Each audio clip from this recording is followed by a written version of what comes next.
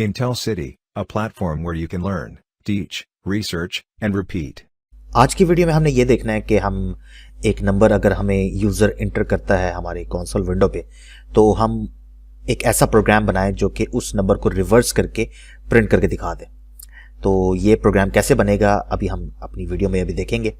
तो अगर एक नंबर यूज़र इंटर करता है 1 2 3 4 5, तो आउटपुट पे आना चाहिए the reverse number of 1 2 3 4 5 is 5 4 3 2 1। इस टाइप का हमने आज एक प्रोग्राम बनाना है। तो फर्स्ट क्या, यूज़र ने अब इंटर किया है एक नंबर n, मैंने आपके सामने ये n लिखा हुआ है, n इक्वल टू 1 2 3 4 5। तो आपको पता है कि अगर आपने इस n में से कोई भी डिजिट अगर सेपरेट करना है तो उसके लिए हम mod 10 यूज़ करते हैं। ठीक है, लाइक अगर आपके पास एक नंबर है 1 2 3 4 5, इसको mod 10 से अगर आप करेंगे तो 5 आपके पास आ जाएगा। ठीक है, अच्छा, फिर उसके बाद 1 2 3 4 को अगर आप mod 10 करेंगे तो 4 आ जाएगा। 1 2 3 को अगर आप mod 10 करेंगे तो 3 आ जाएगा। 1 2 को अगर आप mod 10 करेंगे तो वो 2 आ जाएगा। और अगर आप 1 को जो लास्ट डिजिट है उसको अगर आप mod 10 करेंगे तो वो 1 ही आ जाएगा। ठीक है, तो हमारा काम क्या होगा, हमने हर दफ़ा n को mod 10 से करना है, जिसकी वजह से हमारे पास रिमाइंडर आएगा, वो एक डिजिट आ जाएगा। और फिर नेक्स्ट टाइम हमने दोबारा mod 10 करना है, लेकिन n के n/10 वर्जन को। ठीक है, आपने फर्स्ट टाइम क्या किया, फर्स्ट टाइम आपने ये किया कि n को आपने 10 से mod किया तो रिजल्ट इसका 5 आया। नेक्स्ट टाइम आप जब mod 10 से करेंगे तो पहले n को 10 से डिवाइड कर लें। n को जब आप 10 से डिवाइड करेंगे, क्योंकि n की नेचर इंटीजर है, तो 1 2 3 4 बन जाएगा। उस 1 2 3 4 को जब आप 10 से डिवाइड करेंगे तो वो, जब आप 1 2 3 4 को 10 के साथ मॉड करेंगे तो वो 4 आएगा। ठीक है, नेक्स्ट टाइम आप n को दोबारा 10 से डिवाइड करें तो वो क्या बन जाएगा, 1 2 3। 1 2 3 को जब आप 10 से मॉड करेंगे तो वो 3 आएगा। फिर बाद में जब 1 2 3 को आप 10 से डिवाइड करेंगे तो 12 आ जाएगा। और 12 को जब आप 10 से मॉड करेंगे तो वो 2 आ जाएगा। ठीक है, इस तरह आप डिजिट्स है ना वो सेपरेट करते जाएंगे। तो मैं ऐसा करता हूं कि इसी तरह n को ही आगे लेके चलता हूं। और दूसरा ये कि जब आप डिजिट्स को सेपरेट कर रहे हो, तो क्योंकि आपने अब इसे रिवर्स में ज्वाइन करना है, तो आपने हर दफ़ा जो डिजिट आपके पास आएगा उसको आप 10 से मल्टीप्लाई करवाते जाएं और रिमाइंडर में ऐड करवाते जाएं। ठीक है, बड़ा सिंपल सा, इसको देखते हैं कैसे करते हैं। तो मैं रिमाइंडर के नाम से एक वेरिएबल लिया है और रिमाइंडर हर दफ़ा n mod 10 कैलकुलेट करेगा। ठीक है, उसके बाद मैं एक सम वेरिएबल ले रहा हूं जो कि हर दफ़ा जो प्रीवियस सम है उसको 10 से मल्टीप्लाई करके रिमाइंडर में ऐड कर देगा। ये देखते हैं आप ये चीज़ कैसे एग्जीक्यूट होगी। लाइक फर्स्ट टाइम सम की वैल्यू 0 है तो सम में जस्ट रिमाइंडर ही चला जाएगा। ठीक है, अच्छा, फिर इसके फौरन बाद आपने n को 10 से डिवाइड करना है। n को 10 से जैसे ही आप डिवाइड करेंगे तो दोबारा से आप रिमाइंडर का ऑपरेशन दोबारा से शुरू कर लेंगे। तो अगर इसी को अगर हम देखें तो n इक्वल टू 1 2 3 4 5 लिखा हुआ आपके सामने।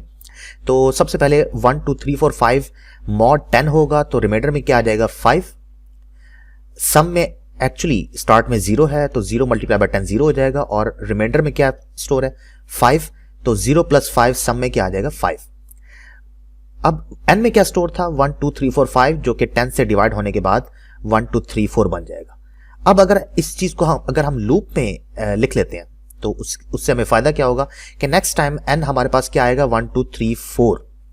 एंड 1 2 3 4 जो कि n की वैल्यू है वो जब 10 के साथ फिर से मॉड होगी तो रिमाइंडर में 1 2 3 4 का जो 10 का मॉड है वो 4 आ जाएगा। ठीक है, अब सम हमारे पास क्या बना हुआ था, सम तो हमारे पास प्रीवियसली 5 था। 5 को जब आप 10 से मल्टीप्लाई करेंगे तो 50 हो जाएगा। 50 में जब आप रिमाइंडर जो नया रिमाइंडर है 4 वो ऐड करेंगे तो ये 54 सम आ जाएगा। और नेक्स्ट टाइम के लिए ये n की वैल्यू मजीद 10 से डिवाइड होने के बाद 1 2 3 हो जाएगी। तो इसको अब देखते हैं कि हमने कैसे करना है। तो ये आपके सामने टेबल है कि जब ये लूप जो हम चलाएंगे, इस लूप में जब फर्स्ट टाइम n की वैल्यू 1 2 3 4 5 होगी तो रिमाइंडर 5 आएगा और सम की वैल्यू भी 5 आ जाएगी, जो कि मैंने अभी बताई है। रिमाइंडर 5 कैसे आएगा, जब n की वैल्यू 1 2 3 4 5 10 के साथ मॉड होगी तो रिमाइंडर 5, और क्योंकि सम की इनिशियल वैल्यू 0 है तो सम की वैल्यू रिमाइंडर ही आ जाएगी। और n क्या बन जाएगा नेक्स्ट टाइम के लिए, वो बन जाएगा 1 2 3 4। नेक्स्ट टाइम जब n यहां पर आएगा तो उसकी वैल्यू 1 2 3 4 होगी और रिमाइंडर की वैल्यू क्या बनेगी, 1 2 3 4 को अगर आप mod 10 करेंगे तो वो 4 बन जाएगी। ठीक है, अब सम में प्रीवियसली क्या स्टोर था, सम में प्रीवियसली 5 स्टोर था, ये देखें प्रीवियसली 5 स्टोर है, तो 5 मल्टीप्लाई बाय 10 50, 50 प्लस 4, सम की वैल्यू 54 होगी। ठीक है, एन की वैल्यू मजीद 10 से डिवाइड होने के बाद 1 2 3 हो जाएगी, क्योंकि 1 2 3 4 थी अभी, तो 10 से डिवाइड होने के बाद ये 1 2 3 हो जाएगी। अब 1 2 3 को जब आप दोबारा से 10 के साथ मॉड करेंगे तो उसका रिमाइंडर जो है ना वो 3 बचेगा। अब रिमाइंडर की जगह 3 आ जाएगा, लेकिन सम में प्रीवियसली क्या स्टोर था 54, 54 मल्टीप्लाई बाय 10 540 हो जाता है, 540 प्लस 3 543 हो जाएगा, तो सम में 543 आ जाएगा। ठीक है, नेक्स्ट टाइम के लिए सम 10 से मजीद डिवाइड होने के बाद 12 हो जाएगा। ठीक है, अब 12 मॉड 10 का रिमाइंडर क्या बचेगा, तो वो 2 आएगा। तो सम में पहले क्या स्टोर था 543, 543 के अंदर जब आप रिमाइंडर 2 ऐड करेंगे तो वो 5, जब आप 543 मल्टीप्लाई बाय 10 करेंगे तो 5430 बन जाएगा, उसमें जब आप 2 ऐड करेंगे तो ये 5432 बन जाएगा। ठीक है, नेक्स्ट टाइम के लिए जो जो n है वो मजीद 10 के साथ डिवाइड होने के बाद 1 बन जाएगा। अब 1 मॉड 10, ये 1 आ गया।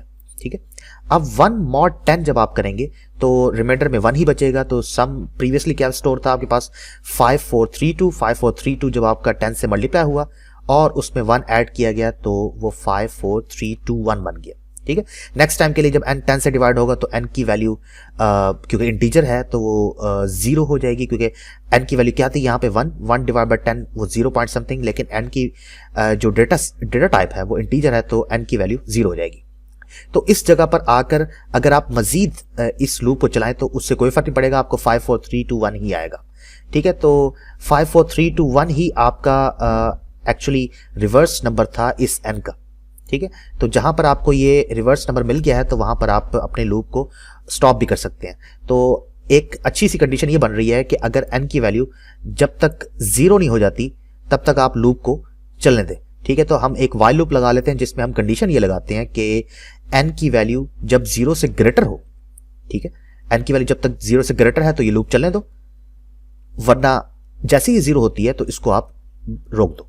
ठीक है, तो इसके आउटपुट पे जो सम होगा, सम के अंदर हमारा रिवर्स नंबर पड़ा होगा। तो अब हम ऐसे करते हैं कि इसको एक दफा C++ कोड करके देखते हैं। ठीक है, तो मैंने हल्का सा यहाँ पर एक कॉन्सेप्ट दिया था, तो अब इसको कोड ब्लॉक्स में जाके एग्जीक्यूट करके देखते हैं। अब हम कोड ब्लॉक्स में आ गए हैं। कोड ब्लॉक्स में आने के बाद जो है ना मैं यहाँ पे अब वेरिएबल्स बताने जा रहा हूँ। एक तो हमारा n यूज हुआ था, एक रिमाइंडर के नाम से वेरिएबल यूज हुआ था और एक सम के नाम से वेरिएबल यूज हुआ था, और सम को हमने इनिशियलाइज 0 से कर दिया था। और ऐसा करते हैं कि पहले यूजर से वो नंबर मांग लेते हैं कि जिसको वो रिवर्स करना चाहता है, फिर उसके बाद आगे चलते हैं। एंड l यहाँ पे वो नंबर कहेगा कि एंटर अ नंबर, यूजर यहाँ पे नंबर एंटर करेगा, एंटर अ नंबर, और सी इन n कर देते हैं इसे। ठीक है, तो जो भी वो नंबर एंटर करेगा वो n में चला जाएगा। राइट, अब उसके बाद हमने क्या करना था, हमने वाइल लूप यूज करना था। वाइल लूप में हमने n ग्रेटर देन 0 की कंडीशन थी और उसमें हमने reminder equal to n mod 10 लिखा था, और उसके बाद sum equal to sum multiply by 10, और उसके अंदर हमने रिमाइंडर ऐड कर दिया था, REM रिमाइंडर ऐड हो गया था। ठीक है, और हर दफा हम अगले n को 10 से डिवाइड करके भेजते थे, और हमारी जो आउटपुट होती थी, ठीक है, वो सी आउट हम क्या करवाते थे, सी आउट हमने क्या करवाना है, द रिवर्स्ड वर्जन ऑफ। अब ऐसा है कि क्योंकि n तो हमारा यहाँ पर आके बिल्कुल ही 0 हो चुका है, तो ओरिजिनल नंबर हमारे पास है नहीं इस वक्त। तो ओरिजिनल नंबर को अगर आप स्टोर करना चाहते हैं तो आप यहाँ पे एक और वेरिएबल ले लें। मैं एक और वेरिएबल ले लेता हूँ यहाँ पे इंट e, और उसको मैं कहता हूँ कि ये n के इक्वल ही है।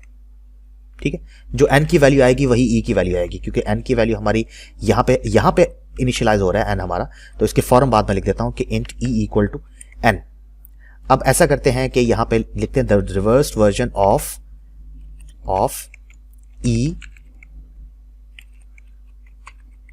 Is some.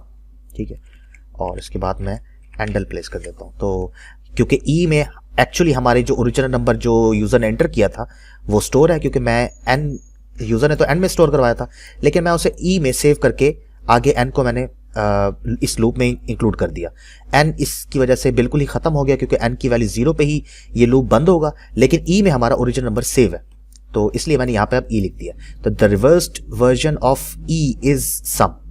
ٹھیک ہے، اب اس کو ایک دفعہ کمپائل کرتے ہیں، اس میں کوئی ایرر بھی نہیں ہے. اب اس کو ایگزیکیوٹ کرتے ہیں. میں ایک نمبر دیتا ہوں 1 2 3 4 5 6. یہ انٹر نمبر لکھا ہوا ہے تو میں یہاں پہ لکھا ہے 1 2 3 4 5 6. تو یہاں پہ لکھا ہوا ہے کہ دا ریورسڈ ورژن آف 1 2 3 4 5 6 از 6 5 4 3 2 1. تو ان دس وے آپ کسی بھی نمبر کو ریورس کر سکتے ہیں. تو اگر آپ کو یہ ویڈیو پسند آئی ہو تو اس کو لائک کریں اور چینل کو لازمی سبسکرائب کیجیے گا. Thank you.